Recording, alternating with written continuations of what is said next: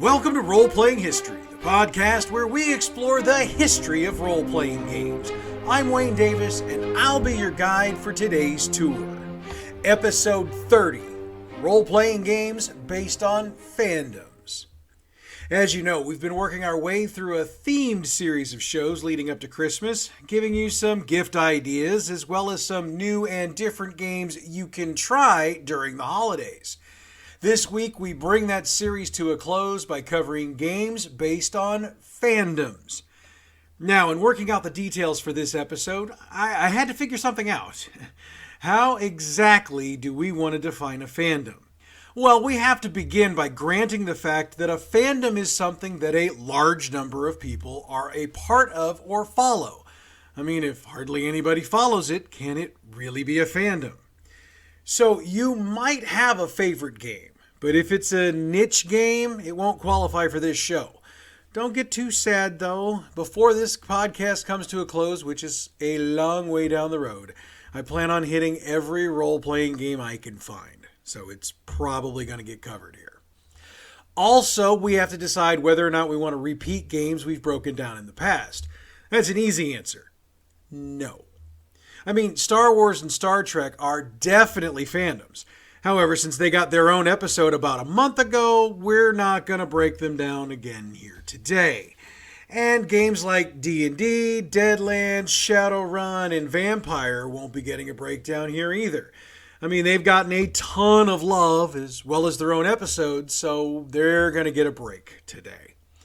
Also, Harry Potter is a fandom, but we're not going to talk about that game today for a simple reason. The game isn't officially licensed. Sorry. But, and I didn't tell you this, if you Google Harry Potter RPG, you can find the free-to-play PDF of the game. Like I said, though, I didn't tell you that. I'm also going to lay off the superhero games. Now, there's multiple reasons for that, but the biggest is that they've either already gotten a deep dive or they will be getting one in the near future. So rather than repeat information or take a potential topic off the board, we're just going to leave them out. I'm also going to lay off of any of the games I mentioned in last week's episode. I mean, Lord of the Rings is definitely a fandom, but since we discussed it last week, repeating it here would be a bit much. So, I can hear you saying, what does that leave for us to cover? Well, I've got 4 games I'm going to deep dive today. The Army of Darkness role-playing game, Buffy the Vampire Slayer, Doctor Who, and Firefly. There's definitely fandoms around those 4. So without further ado, let's get this tour bus rolling. The Army of Darkness role-playing game, based on the cult classic movie, was designed by Shane Lacey Hensley and published by Eden Studios in 2005. Army of Darkness uses the Unisystem for its gameplay. Unisystem is a point-buy system with the points spent on attributes, skills, qualities, and metaphysics. As with many systems like this, players also have the ability to take drawbacks to get more points to use to build their characters. And again, as with other systems like this, actions are resolved by adding together the relevant attribute and skill, rolling a 10-sided die, and adding that result along with any difficulty modifiers. If the total is 9 or higher, the action's a success. Now, getting back to the game, the setting is much like the movie. You've been transported back in time from modern times to the medieval, and you're definitely a fish out of water. Now, the game does include statistics for Ash, who was played to perfection in the movie by Bruce Campbell. However, players can also create their own characters in their own style so they can play, which for my money gives all us geeky dudes who fanboy over the flick an opportunity to bring our own snarky style into the setting. One thing that many regular role players might notice is that there are no rules for magic for this game. It makes sense, though, since any magic used in the movie was either used off-screen or was just kind of alluded to. So if you want magic, this ain't your game. But if you want to keep making references to your boomstick, you got it. The reviews of the game, while polite, weren't the greatest. However, for fans of the movie, reviews, they don't really hold a whole lot of weight.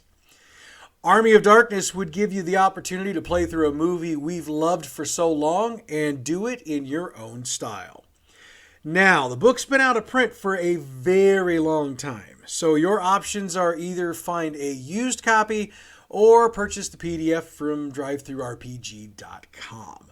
Either way, I can assure you it will be worth it if you're a fan. If you're not a fan, maybe you need to see if you can Netflix the movie. Just saying. Next up, let's take a look at the game based on Buffy the Vampire Slayer. You remember the show, right? You didn't watch it? Yeah, don't feel bad, neither did I. However, the impact of the show on multiple fandoms cannot be denied. After all, Joss Whedon's star kind of blew up with this show. And whether you still like him or not, his impact on multiple fandoms cannot be denied. The game was designed by CJ Carella and published by Eden Studios in 2002.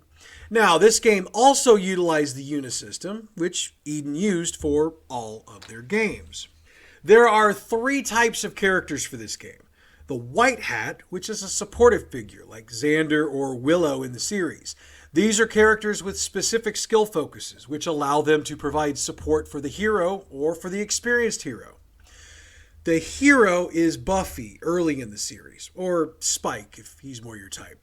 This character type has more talent, more experience, and more supernatural ability.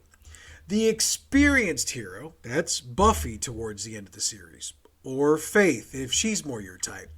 This is the hero who's seen it all and probably kicked its ass. They get more attribute and quality points and many more skill points. Beyond that, the game plays a lot like the show. You've got your heroes, you've got your baddies.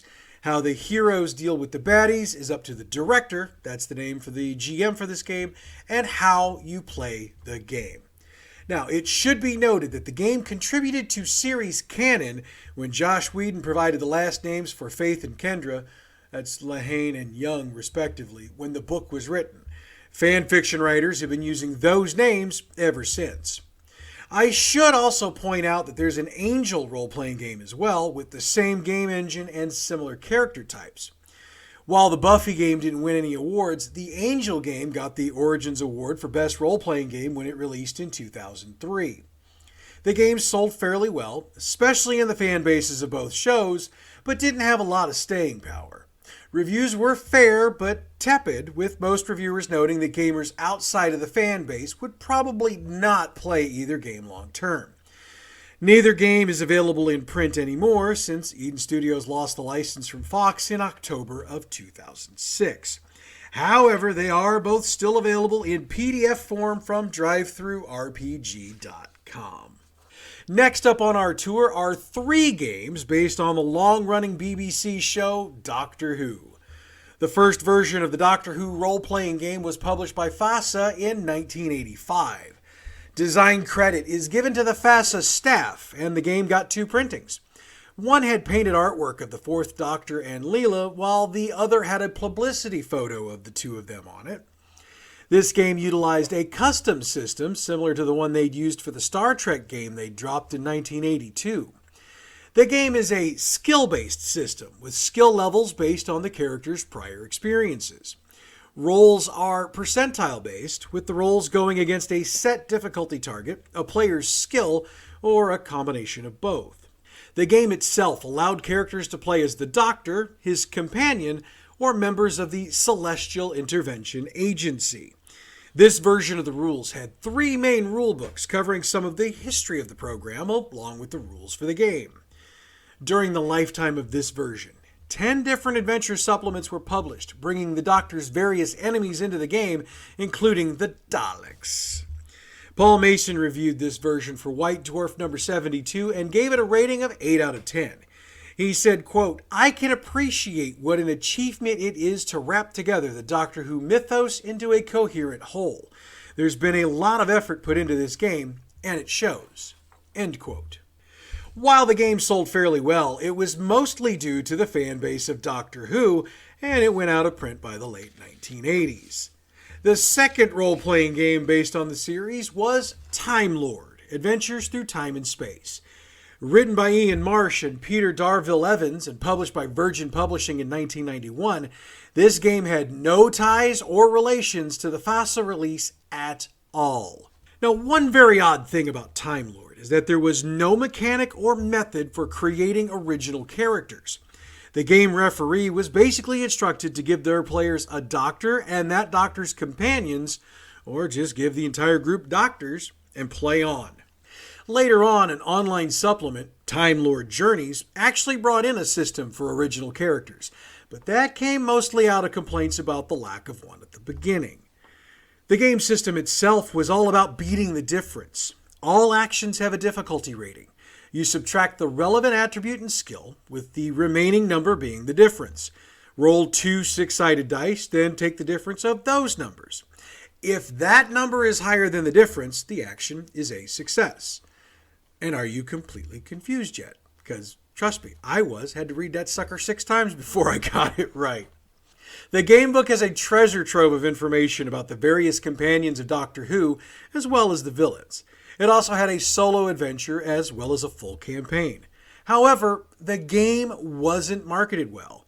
It was published as a paperback book, and thus was marketed with the other Doctor Who paperback novels of the time that were in stores, rather than putting them with the role-playing games where it belonged. Because of this decision, as well as the fact that Virgin was not a player in the gaming field, the game did not sell well at all. Not even articles in Doctor Who magazine could save the game, and it was dropped shortly afterwards. However, Doctor Who does not die, and neither did the role-playing game. UK-based Cubicle 7 Entertainment picked up the license in December of 2007. To be more specific, they picked up the license for the Renewed show, which has started back up about 2 years prior. Titling their game Doctor Who Adventures in Time and Space, they released the David F. Chapman and Alasdair Stewart designed game in 2009. By starting their focus on what the fans call New Who, the staff at Cubicle 7 gave themselves a smaller starting point. This allowed them to focus on getting the mechanics of the game down solid, as well as only focusing on 2 doctors, since Christopher Eccleston and David Tennant were the only doctors at that point in New Who.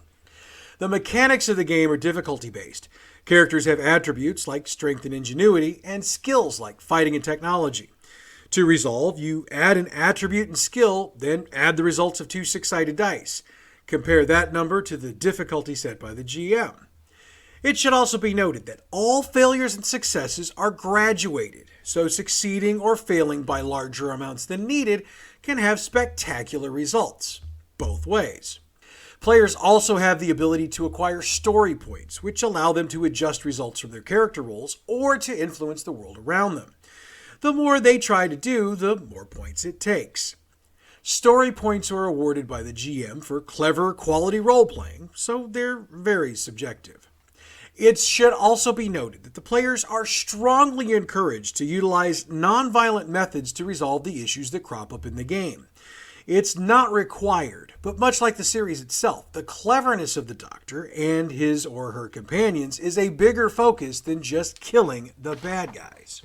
By 2010, 3 products for this line had been released: the first edition box set, a GM screen, and a supplement called Aliens and Creatures.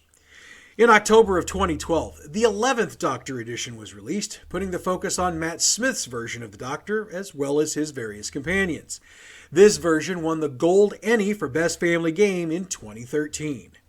It should also be noted that this version of the game was supported with about a half a dozen different adventure supplements, several of which won awards of their own. In May of 2013, Cubicle 7 got the opportunity to expand their license, and did so with new supplements for each version of the Doctor. By the end of 2018, all of the on-screen Doctors to that point had supplements released for them, making all of them available for play in the game. In June of 2014, Cubicle 7 combined all of the books of the first printing of the game into one book, and they released it as a limited edition. This book also had special inserts that tied into the 50th anniversary episode, Day of the Doctor. In 2015, Peter Capaldi's 12th Doctor got an edition of the game, and the game's name was changed to Doctor Who Role-Playing Game. Oh, and I know that there are Whovians who would say that Capaldi's Doctor was technically the 13th because of the War Doctor. I'm following BBC on this, guys. Don't get in an uproar. Jodie Whittaker's 13th Doctor will make her appearance in the second edition of the Doctor Who role-playing game when it releases early in 2022. This game has been very well reviewed, and Cubicle 7 has reported consistent sales since the very first printing. In addition, the release of a second edition bodes well for the continuation of this particular version of the game. Now, I mentioned that the second edition is coming out early in 2022. For now, the various printings of first edition product are available either at your friendly local game store, some bookstores, and online. Last up on our tour for today is Firefly. Well, let's back up a half step. First, we're going to look at Serenity, which is the game based on the movie released to bring closure to the television show. Confused yet? Just stick with me. The Serenity role-playing game was designed by Jamie Chambers and published by Margaret Weis Productions Limited in 2005. The reason for the focus on Serenity was because the movie was all they could get the license for at the time. Therefore, all of the game information came from the universe of that flick. Now, the game utilized the Cortex system. That system is a very modifiable system based on the game you're playing. Characters have a number of trait sets, like attributes, skills, relationships, or powers. Each trait within each set is rated with a die size. That means a big, strong, less than intelligent individual might have a D10 for brawn and a D4 for brains. Much like other systems, when resolving checks, you select a trait from each set, roll the dice as a pool, and then add the top 2 dice. That's your total. Any ones or hitches, and you take that into account. Another die from the pool is used as the effect die, which determines the magnitude of the die roll's impact. So with the system in place, let's look at the game. Now, the book is in full color, and it swings back and forth between the characters from the movie and a crew that was created by the development team. And there's a ton of pictures in the book, but again, they all come from the movie. For the record, just make sure we're clear on all of this, this is because the rights to the movie were controlled by Universal, while the TV show rights were held by Fox, and the publisher made their deal with Universal. Now, all of the stats for the Serenity crew are based on their appearance in the movie. The bad guys also come from the movie, as well as some created by the developers for the game itself. 5 supplements were released for this system, one of which, the Big Damn Heroes Handbook, won the 2009 Origins Award for Best Supplement. Then the totally unexpected happened. Margaret Weis Productions Limited got the license from Fox for the Firefly television series. With Monica Valentinini aboard as the designer, the publisher announced the Firefly role-playing game for a 2014 release. In the meanwhile, Margaret Weis Productions released 4 supplements that acted as a bridge between the 2 games. However, Margaret Weis Productions stated this was not a spin-off. The reason for this was that they utilized a new version of the Cortex system for the game. Cortex Plus, developed by Cam Banks, is similar to its predecessor in many ways. However, the big difference is that it's a roll and keep system. That means, as we've discussed in the past, that you roll a certain number of dice and you keep the 2 best results. Since Firefly had use of the entire, and only, first season of Firefly, the character stats are based off of their appearances in the show itself. This game also had the ability to bring in the villains from the show as well. Dozens of supplements have been printed for this game, even after Margaret Weis retired and Cam Banks' Magic Vacuum Studio took over publishing the material. This version of the game is still in print, and it should be available from your local game shop, bookstores, and/or online. And with that, we come to the end of today's tour. Next week, we'll take a deep dive into the role-playing game Pendragon. Let's just say you're going to want to leave your D&D brain at the door for this one. Hey, since we're well into the holiday season, with dozens of different holidays celebrated all over the world, I wanted to take a minute to pass on my wishes that your holiday celebrations go well, and that you get the opportunity to spend time with those you care the most about. I also wanted to point out that if you're a D&D player looking for a holiday-themed adventure, there's a ton of stuff available online. You can either Google search or utilize sites like the DM's Guild or Drive-Thru RPG. Also, if D&D is not your game, but you're looking for a holiday theme, just punch it in as a Google search. For example, Shadowrun plus holiday game. Trust me, somebody out there has written something with a holiday flavor to it. So if you want a game with a holiday theme, there's plenty of stuff out there for you to game with. You've just got to dig a little deeper. As always, thank you for listening in. Your support makes all of this worth it. Credit for our theme music goes to Pixabay.com. Check them out if you need royalty-free music for your production. As always, you can follow us on Facebook, Roleplaying History Podcast, Twitter @RoleplayingP, YouTube, we've got that channel, Roleplaying History Podcast, and you know what to do when you get there. If you want to drop us an email, I love reading email, roleplayinghistorypodcast @gmail.com. Next week, we deep dive Pendragon on Christmas Eve. Means I better lay off the eggnog. But that's next week. Until then, I'm Wayne Davis, and you're Role-Playing History.